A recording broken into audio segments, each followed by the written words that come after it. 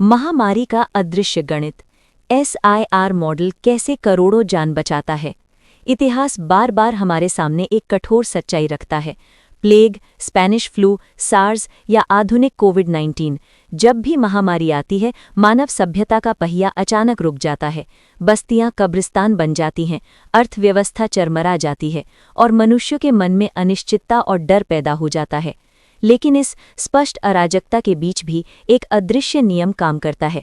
जब चारों तरफ दहशत होती है, तब कोई चमत्कारी शक्ति नहीं, गणित ही बता देता है कि आने वाले दिनों में कितने लोग बीमार होंगे, कितने ठीक हो जाएंगे और स्थिति किस दिशा में मुड़ेगी।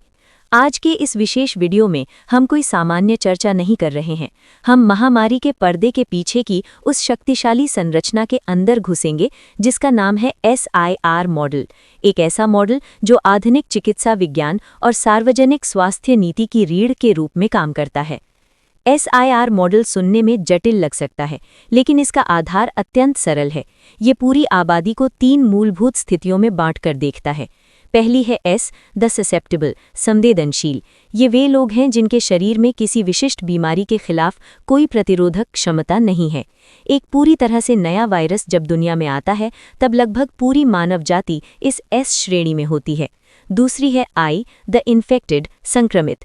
ये संक्रमण की चालक शक्ति हैं। वे स्वयं बीमार हैं और लगातार अपने संपर्क में आने वाले स्वस्थ लोगों को इसी श्रेणी में खींच रहे हैं। तीसरी है R, द रिकवर्ड या रिमूव्ड, ठीक हुए या हटाए गए। ये बॉक्स संक्रमण का अंतिम गंतव्य है। इसमें वे लोग रहते हैं जो बीमारी से लड़कर ठीक हो गए हैं या जो दुर्भाग्य से मर गए हैं। इस श्रेणी में प्रवेश करने के बाद कोई भी संक्रमण के चक्र में वापस नहीं आता है। इन 3 बक्सों के बीच लोगों का आना जाना ही महामारी का भविष्य तय करता है, और इस गतिपथ को समझने के लिए हमें डिफरेंशियल कैलकुलस की दुनिया में प्रवेश करना पड़ता है। यहीं पर इस मॉडल की असली ताकत है।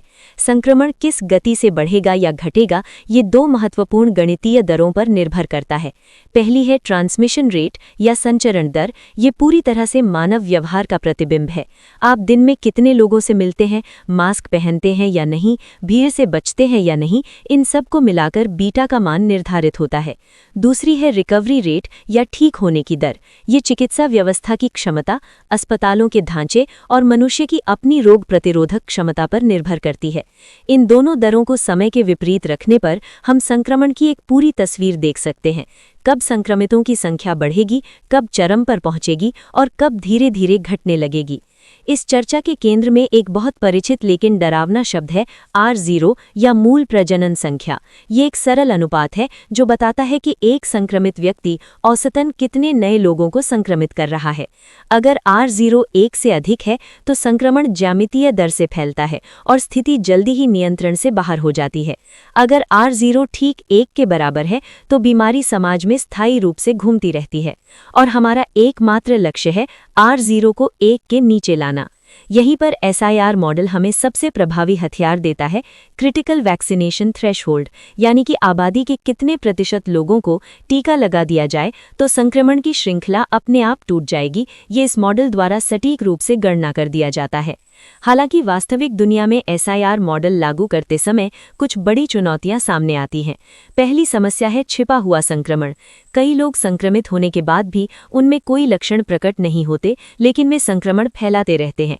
इस समस्या के समाधान के लिए वैज्ञानिकों ने SIR मॉडल को उन्नत करके SEIR मॉडल बनाया है, जिसमें E या संपर्क में आए नाम की एक अतिरिक्त परत जोड़ी गई है। दूसरी समस्या है सामाजिक मेलजोल की असमानता।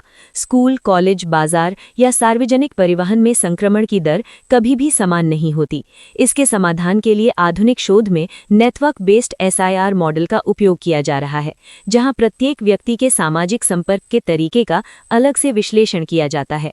तीसरी बड़ी समस्या है डेटा की कमी। सभी संक्रमणों की खबर हमेशा नहीं मिल पाती। इस सीमा को दूर करने के लिए वर्तमान में मशीन लर्निंग और रियल टाइम मोबिलिटी डेटा का उपयोग करके मॉडल को और भी अधिक यथार्थवादी और शक्तिशाली बनाया जा रहा है। अब सवाल आता है कि अचानक सरकार लॉकडाउन क्यों लगाती है, स्कूल कॉलेज क्यों बंद किए जाते हैं, बड़ी सभाओं पर पाबंदी क्यों लगाई जाती है। इन सभी फैसलों के पीछे भावना नहीं, एसआईआर सिम्युलेशन काम करता है। जब नीति निर्माता देखते हैं कि मौजूदा संक्रमण की गति से अस्पताल के आईसीयू बेड, ऑक्सीजन या डॉक्टरों की संख्या बहुत जल्द ही अपर्याप्त हो जाएगी, तभी ये मॉडल हस्तक्षेप का संकेत देता है। समय पर कदम उठाए जाने पर संक्रमण के चरम को नीचा किया जा सकता है, जिसे फ्लैटनिंग द कर्व कहा जाता है। इस हस्तक्षेप की अंतिम रणनीति 3 स्तंभों पर बनती है। पहला, कॉन्टैक्ट ट्रेसिंग यानी संक्रमित व्यक्तियों को जल्दी पहचान कर अलग करना। दूसरा, फिजिकल डिस्टेंसिंग यानी लोगों के संपर्क को कम करके ट्रांसमिशन रेट को नीचे लाना। तीसरा, मास वैक्सीनेशन यानी बड़े पैमाने पर टीका लगाना, सीधे ससेप्टेबल लोगों को रिकवर्ड या सुरक्षित श्रेणी में बदलना। ये तीनों एक साथ काम करें तभी महामारी नियंत्रण में आती है। अंत में एसआईआर मॉडल हमें एक गहरी शिक्षा देता है। महामारी कोई दैवी अभिशाप नहीं है, ये एक गणितीय वास्तविकता है जिसे हम सचेत निर्णयों के माध्यम से बदल सकते हैं। एक छोटा सा समीकरण कैसे करोड़ों लोगों की जान बचा सकता है, आज की इस चर्चा में हमने ये देखा।